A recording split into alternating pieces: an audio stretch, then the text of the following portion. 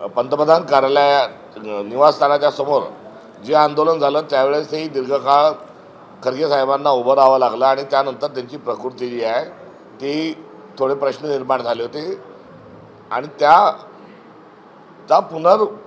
त्या ठिकाणी घटना तशी पुन्हा घडू नये, पुनरावृत्ती होऊ नये याकरता सोनियाजीला सूचना देत आहेत.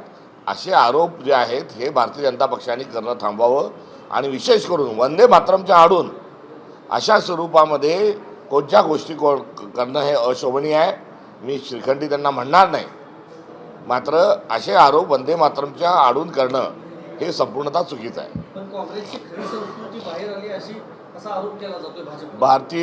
काँग्रेसची संस्कृतीच वंदे मातरमची संस्कृती आहे. काँग्रेसच्या प्रत्येक अधिवेशनात वंदे मातरमनीच अधिवेशनाची सुरुवात होते.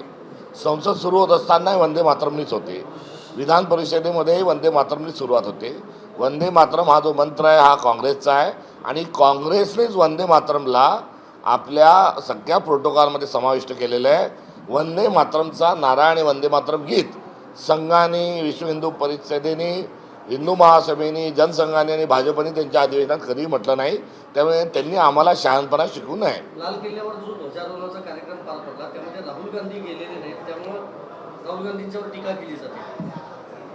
मुद्दा हा आहे की यावर्षी 13व्यांदा भाषण करताना नरेंद्र मोदी काय काय बोलले, मागच्या वर्षी जे बोलले त्यातलं काय केलं, त्याच्या मागच्या वर्षी काय केलं, त्याच्या मागच्या वर्षी काय केलं.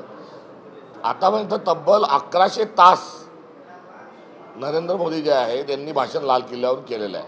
तर इतक्या दीर्घ भाषणामध्ये ते काय बोलले. हिंदी में जानना चाहिए, एक वीडियो वायरल हो रहा है सोनिया गांधी का वंदे मातरम को लेके ऐसा इंसल्ट कर रही है सोनिया गांधी. उस वीडियो का और वंदे मातरम का कतई दूर दूर तक संबंध नहीं.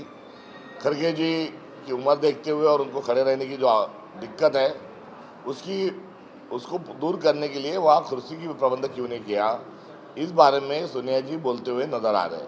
मगर भारतीय जनता पार्टी के पास करने के लिए कुछ नहीं, बोलने के लिए कुछ नहीं और पिछले लंबे समय से उन्होंने कुछ काम नहीं किया, इसलिए वो बात का घुमा फिरा कर करे, बात को बतंगड़ नहीं बना रहे तो बात को घुमा फिरा कर पेश कर रहे.